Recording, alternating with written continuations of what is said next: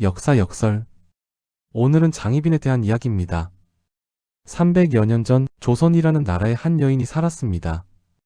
그녀는 궁녀로 시작했습니다. 그리고 임금의 총애를 받았고 마침내 왕비의 자리에까지 올랐습니다. 그러나 그 끝은 차디찬 사약이었습니다. 우리는 이 여인을 오랫동안 희빈장씨 혹은 장옥정이라 불러왔습니다. 하지만 우리가 기억하는 그녀의 이미지는 되게 비슷합니다. 권력을 탐한 여인, 인현왕후를 저주한 악녀, 조선을 혼란에 빠뜨린 인물. 과연 그것이 그녀의 전부였을까요? 아니면 우리는 승자의 기록이 만든 악녀라는 프레임 속의 한 인간의 복잡한 삶을 가두어 버린 것은 아닐까요? 오늘 이 시간에는 그동안 우리가 당연하다고 믿어왔던 장희빈의 이미지를 잠시 내려놓고 그녀가 살았던 시대와 정치, 그리고 그 속에서 살아남기 위해 선택해야 했던 한 인간의 삶을 차분히 따라가 보려 합니다. 구독과 좋아요는 영상 제작에 큰 힘이 됩니다. 먼저 우리는 한 가지 근본적인 질문에서 출발해야 합니다. 장희빈은 정말 미천한 출신이었을까요? 우리는 오랫동안 장희빈을 이렇게 기억해왔습니다. 가난한 집안 출신, 기댈 곳 없는 궁녀, 오직 미모 하나로 신분 상승을 꾀했던 여인. 마치 신데렐라 이야기처럼 말입니다. 그러나 기록을 하나하나 차분히 들여다보기 시작하면 이 이미지는 처음부터 흔들리기 시작합니다. 아니, 어쩌면 완전히 뒤집힌다고 표현하는 편이 더 정확할지도 모르겠습니다. 경기도 고향 서울은 조선 왕실의 시간이 켜켜이 쌓여있는 공간입니다. 숙종이 잠들어 있고 그의 정비였던 인현왕후, 마지막 왕비 인원 왕후의 등도 이곳에 나란히 자리하고 있습니다. 조선 왕조의 권위와 질서가 가장 또렷하게 드러나는 공간이라 할 수 있겠습니다. 그렇다면 이곳에서 장희빈의 무덤은 어디에 있을까요? 숙종의 능을 기준으로 한참을 걸어 들어가야 합니다. 사람들의 시선이 거의 닿지 않는 곳, 능군의 중심에서 벗어난 구석지고 그늘진 자리. 그곳에 대빈묘라 불리는 장희빈의 묘소가 자리하고 있습니다. 왕비였던 인물의 무덤이라고 하기에는 위치도 초라하고 규모도 작으며 성물 하나하나에서도 차이가 분명히 드러납니다. 이 무덤은 말없이 말해줍니다. 장희빈은 살아있을 때뿐 아니라 죽은 뒤에도 완전한 왕비로 인정받지 못했다는 사실을 말입니다. 정치에서 패배한 사람은 죽어서도 패배한다는 것을 이 묘소는 너무도 정직하게 보여주고 있습니다. 이 배제는 무덤에서만 나타나는 것이 아닙니다. 가문의 기록에서도 그녀는 오랫동안 지워져 있었습니다.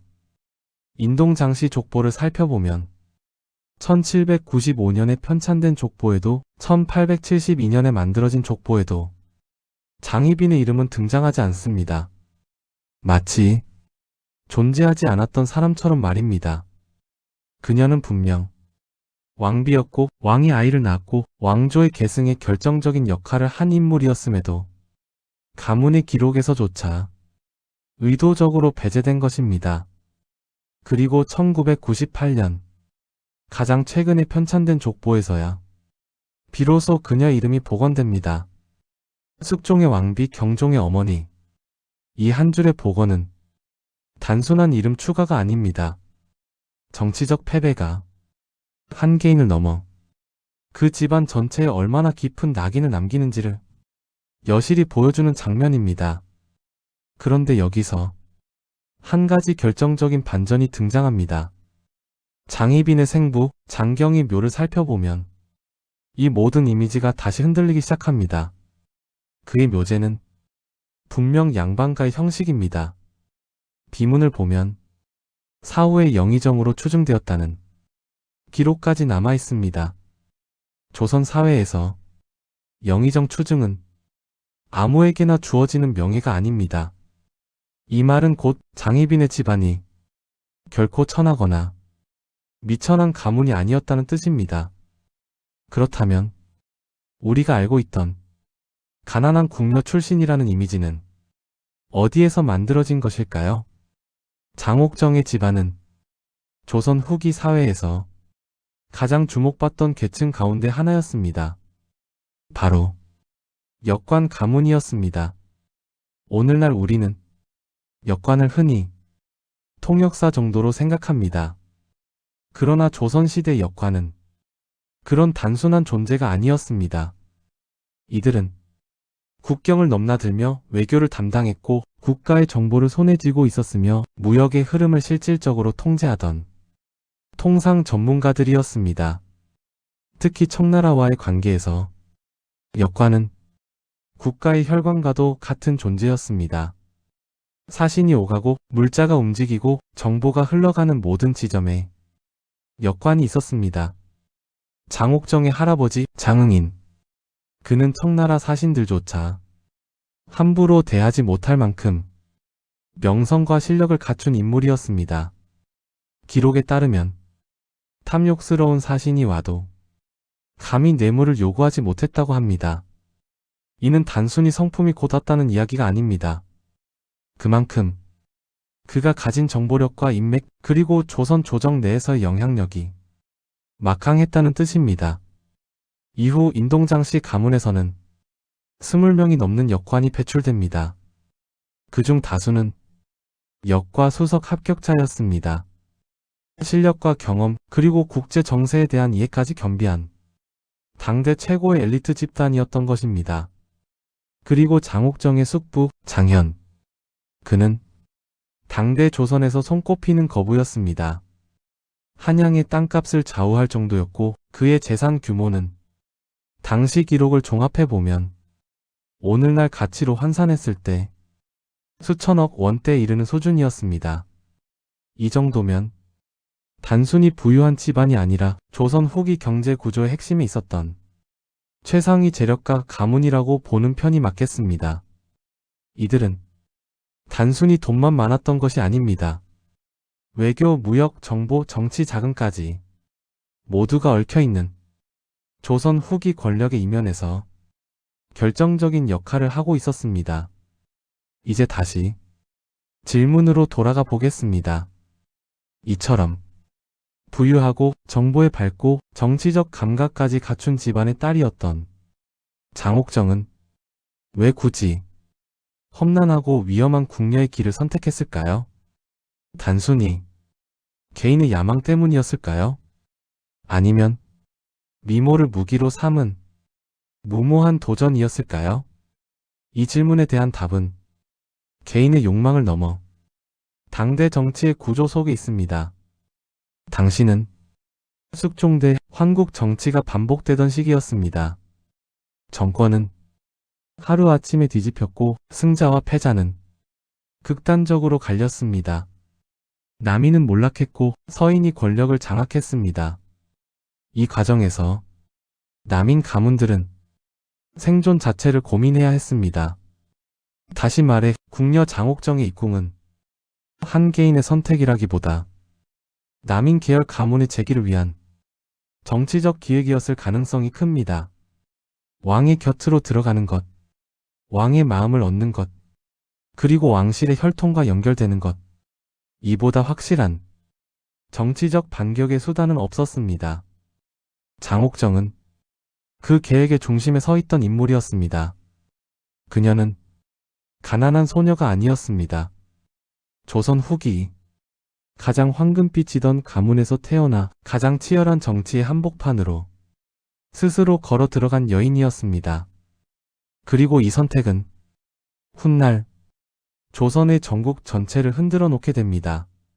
숙종 6년 조선의 전국은 또 한 번 크게 뒤집힙니다. 경신한국. 서인이 정권을 장악하고 남인은 하루아침에 몰락합니다. 관직에서 쫓겨나고 유배를 가고 심지어 목숨을 잃는 인물들까지 나옵니다. 조선 후기 정치의 특징이라 불리는 황국 정치가 본격적으로 작동하기 시작한 순간이었습니다. 이때 남인 세력은 하나의 냉혹한 현실과 마주하게 됩니다. 조정 안에서는 더 이상 방법이 없다는 사실입니다. 인원으로도 상소로도 논리로도 서인을 이길 수 없었습니다. 그래서 그들이 선택한 마지막 전장은 궁중이었습니다. 궁중은 조선 정치의 심장이었습니다. 왕의 마음이 움직이는 곳, 왕의 선택이 곧 정치가 되는 공간. 조정을 장악한 서인이라 하더라도 왕의 총애를 완전히 통제할 수는 없었습니다. 남인에게 왕의 마음은 유일하게 남은 통로였습니다. 그리고 그 통로의 중심에 한 여인이 서게 됩니다. 장옥정. 막강한 자금력과 정보력을 지닌 인동장씨 가문 그리고 권력을 되찾고자 하는 남인 정치 세력은 서로의 필요를 정확히 이해하고 있었습니다. 돈은 있었지만 정치적 통로가 없던 가문, 정치적 명분은 있었지만 권력으로 돌아갈 길이 막힌 세력. 이 둘의 이해가 맞닿은 지점에서 장옥정의 이끌은 개인의 선택을 넘어선 하나의 정치적 기획이 됩니다. 조선 왕조실록은 장옥정의 입군과 관련해 매우 이례적인 기록을 남깁니다. 얼굴이 대단히 아름다워 보는 이들이 모두 놀랐다. 실록은 감정을 배제합니다. 사실만을 기록합니다. 그런 실록이 여인의 외모를 이처럼 직접적으로 묘사한 경우는 거의 없습니다. 이 문장은 단순한 미모 찬사가 아닙니다. 당대 사람들이 느낀 충격의 크기를 보여주는 표현입니다. 장옥정의 미모는 예쁜 얼굴이 아니라 궁궐이라는 폐쇄된 공간에서 권력의 균형을 흔들 만큼 강렬한 존재감이었던 것입니다. 그녀의 외모는 개인의 장점이 아니라 정치적 변수였습니다. 숙종은 장옥정에게 빠져들었습니다. 그러나 이것을 단순한 연애로만 볼 수는 없습니다. 숙종은 결코 감정에만 휘둘리는 군주는 아니었습니다. 그는 서인을 견제해야 했고 왕권을 강화해야 했으며 조정이 자신을 가볍게 여기는 상황을 결코 용납하지 않았습니다. 이런 상황에서 장옥정에게 향하는 숙종의 총애는 정치적 메시지가 됩니다. 서인이 장악한 조정 한가운데에서 남인과 연관된 여인을 품는 행위, 그 자체가 서인 정권에 대한 무언의 선전포고였습니다. 왕의 사랑은 너희의 통제 밖에 있다. 숙종은 장옥정을 통해 자신이 여전히 전국의 중심에 서 있다는 사실을 분명히 보여주고자 했습니다. 물론 서인은 이 상황을 좌시하지 않았습니다. 그들의 반응은 즉각적이고도 거칠었습니다. 요사스러운 계집이 나라를 어지럽힌다. 여색으로 왕을 미혹시킨다. 조선 사회에서 이보다 더 치명적인 비난은 없었습니다. 여인을 정치의 책임자로 몰아가는 가장 익숙한 방식이었기 때문입니다. 결국 장옥정은 궁 밖으로 쫓겨납니다. 왕의 총애를 받던 후궁이 아무런 제목도 없이 궐 밖으로 내쳐지는 일은 극히 이례적인 일이었습니다. 그만큼 서인의 반발은 절박했고 격렬했습니다. 그러나 여기서 장옥정의 진짜 면모가 드러나기 시작합니다. 그녀는 무너지지 않았습니다. 궁에서 쫓겨났다는 것은 사실상 정치적 사망 선고와도 같았습니다. 대부분의 후궁은 이 순간을 넘기지 못합니다. 기억에서 잊히고 역사에서 사라집니다. 그러나 장옥정은 기다렸습니다. 조용히 그러나 포기하지 않고 시간을 견뎠습니다. 몇 년에 걸친 유배와도 같은 공백기. 이 시간 동안 그녀는 단순히 왕의 사랑만을 기대하지 않았습니다. 전국의 흐름을 지켜보고 서인의 균열을 기다렸으며 자신이 다시 돌아갈 순간을 계산하고 있었습니다. 그리고 마침내 그 순간이 찾아옵니다. 장옥정은 다시 이끌합니다. 이번에는 이전과는 달랐습니다.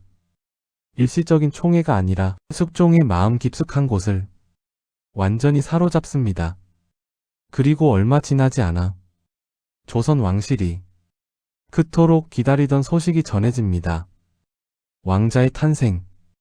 숙종이 즉위한 지 14년 만의 일이었습니다. 이 순간 모든 것이 바뀝니다. 후궁의 문제는 왕실의 문제로, 사적인 감정은 국가의 문제로 바뀝니다. 왕자의 어머니는 더 이상 단순한 여인이 아닙니다. 전국의 중심, 왕권의 미래, 조선 왕조의 계승 그 자체가 됩니다. 장옥정은 이제 미모만으로 평가받는 여인이 아니었습니다. 그녀는 왕의 아이를 낳은 어머니였고 정치 세력 간의 균형을 뒤흔드는 결정적 존재가 되었습니다. 미모는 그녀를 궁으로 이끌었지만 정치는 그녀를 전장의 한가운데로 끌어들였습니다. 이제 장옥정의 삶은 사랑의 이야기가 아니라 권력의 이야기로 완전히 변해가고 있었습니다. 그리고 이 왕자의 탄생은 곧 조선 전체를 뒤흔들 거대한 정치적 폭풍이 시작이 됩니다. 1689년 조선의 전국은 다시 한번 요동칩니다. 기사한국. 숙종은 더 이상 머뭇거리지 않았습니다. 그는 결단을 내립니다. 장옥정이 낳은 아들 왕자를 세자로 삼겠다는 뜻을 공식적으로 밝힙니다. 이는 단순한 왕실 내부의 문제가 아니었습니다. 세자를 누구로 삼느냐는 문제는 곧 앞으로 수십 년간 조선을 누가 지배할 것인가를 결정하는 정치적 선언이었기 때문입니다. 서인 세력에게 이 결정은 청천벽력과도 같았습니다. 세자가 장옥정의 아들이 되는 순간 조선의 권력 중심은 완전히 남인의 손으로 넘어가게 됩니다. 이때 서인의 영수였던 송시열이 나섭니다. 그는 상소를 올려 원자 책봉이 지나치게 성급하다고 주장합니다. 적자가 아닌 후궁의 아들을 서둘러 세자로 삼는 것은 종법과 예법에 어긋난다는 논리였습니다. 그러나 이 상소는 숙종에게 있어 단순한 의견 개진이 아니었습니다. 그는 이것을 자신의 권위를 정면으로 부정하는 행위로 받아들입니다. 임금이 살아있는데 신하가 왕위 계승을 좌우하려 든다. 숙종의 분노는 극에 달합니다. 그리고 그 분노의 끝에서 조선 정치사의 길이 남을 장면이 만들어집니다. 송시열은 관직에서 쫓겨나고 유배를 가며 마침내 사약을 받습니다.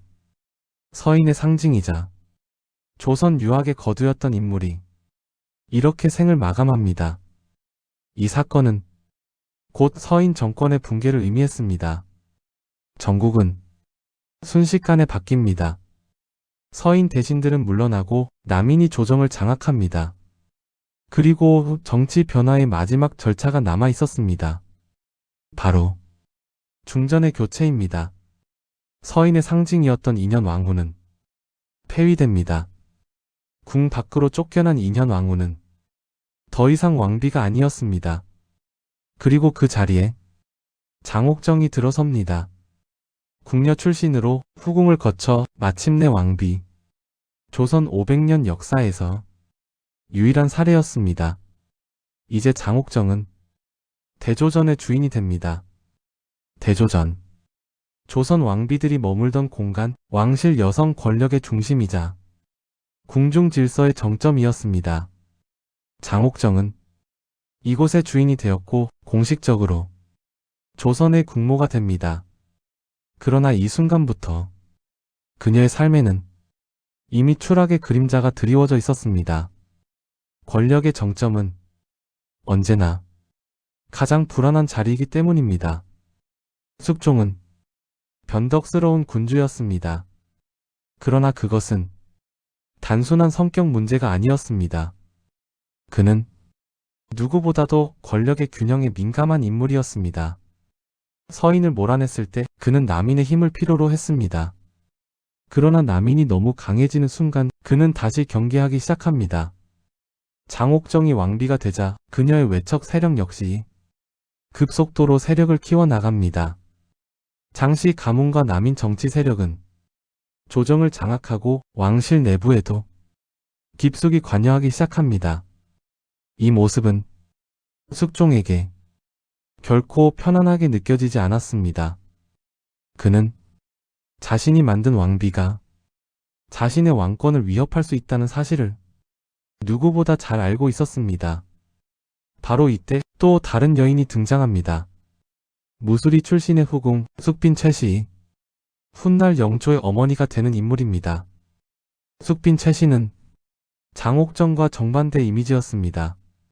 화려하지 않았고 정치적 배경도 없었으며 겉으로 보기에는 권력과는 거리가 먼 여인이었습니다. 그러나 바로 그 점이 숙종에게는 매력으로 다가옵니다. 강해진 장옥정, 조정을 장악한 남인, 거세지는 외척의 영향력. 이 모든 것에 대안처럼 숙빈 채시는 조용히 자리 잡아갑니다. 1694년 조선의 전국은 또 한 번 뒤집힙니다. 갑술한국. 이번에는 남인이 밀려나고 서인이 다시 권력을 잡습니다. 그리고 그 변화의 한가운데에서 장옥정의 운명도 함께 뒤바뀝니다. 그녀는 왕비의 자리에서 끌려 내려옵니다. 중전에서 희빈으로 옛 주인이었던 대조전을 떠나 후궁의 처소로 돌아갑니다. 궁녀에서 왕비로, 왕비에서 다시 후궁으로. 그녀의 신분은 너를 띄듯 변했습니다. 그리고 이 급격한 변화는 그녀의 마음과 판단에도 깊은 흔적을 남겼을 것입니다. 그로부터 몇 해가 흐른 1701년, 인현 왕후가 세상을 떠납니다. 폐위되었다가 다시 복위된 왕비의 죽음.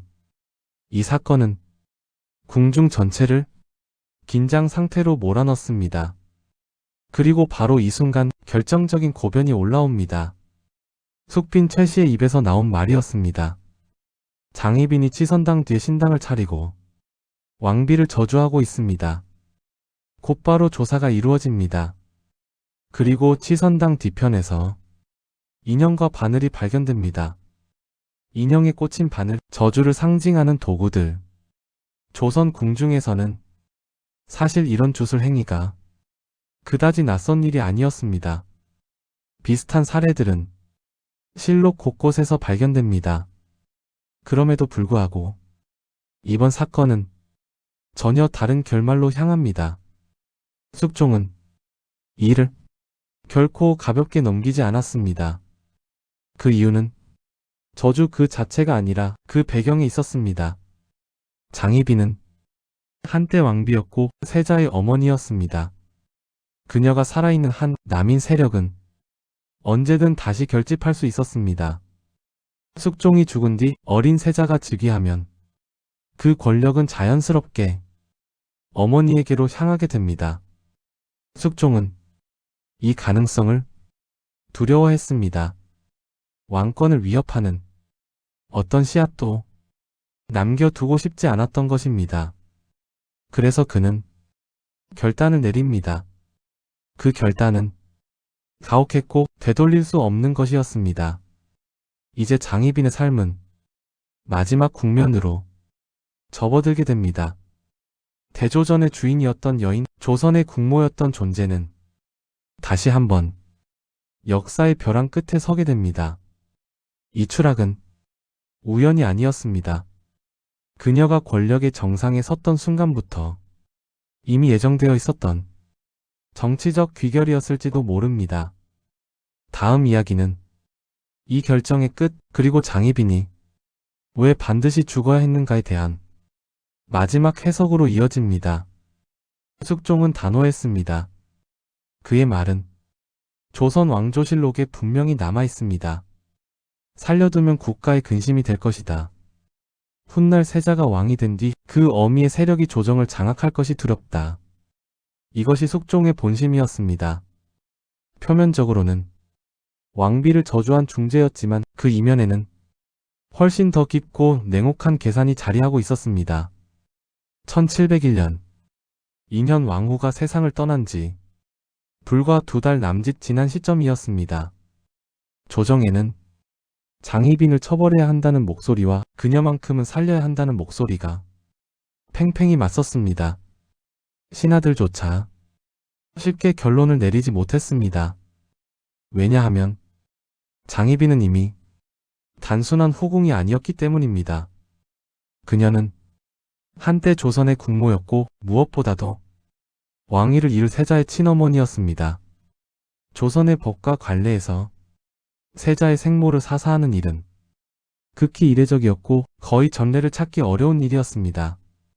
실제로 조선 왕조실록을 살펴보면 궁중에서 저주나 주술 행위가 발각된 사례는 적지 않습니다.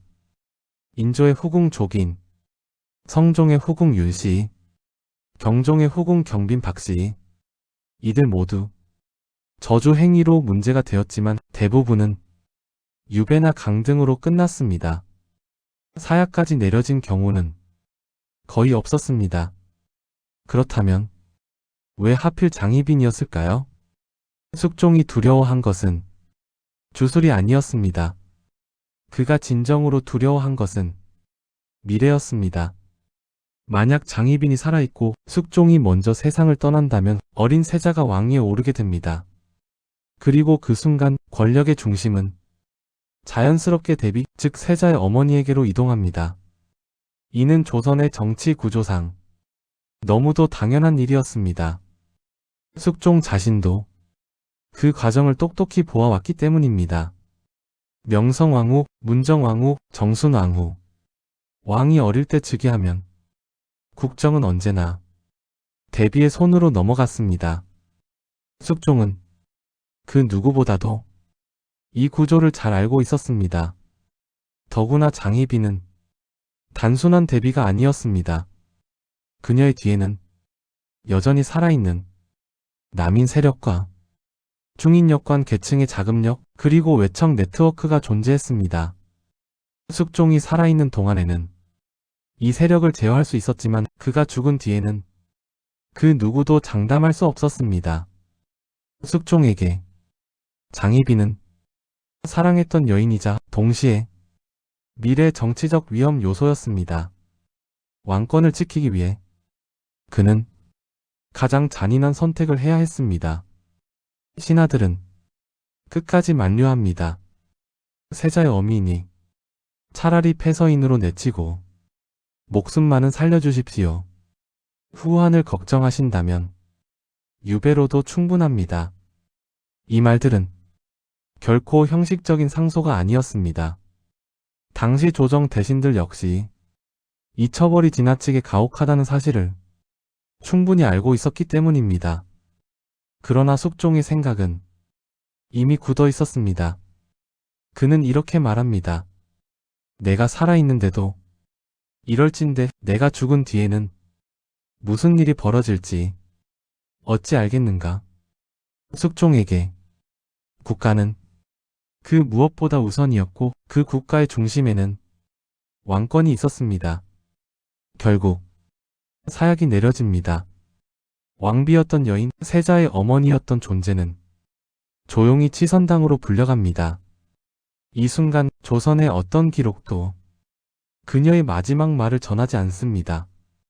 그녀가 무엇을 말했는지 어떤 표정을 지었는지는 아무도 알 수 없습니다. 다만 우리는 조심스럽게 상상해 볼 뿐입니다.